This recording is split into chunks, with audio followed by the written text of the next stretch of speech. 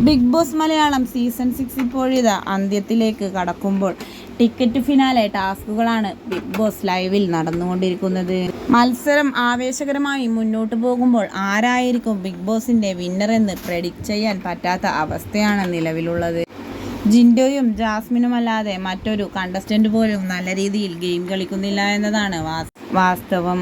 Physical task എല്ലാവരും നല്ല രീതിയിൽ കളിക്കുന്നുണ്ട് എങ്കിലും ബിഗ് ബോസിന്റെ യഥാർത്ഥ ടാസ്ക് അറിഞ്ഞുകൊണ്ട് കളിക്കുന്ന 2 പേര് മാത്രമേ അവിടെ ഉള്ളൂ എന്നതാണ് വാസ്തവം.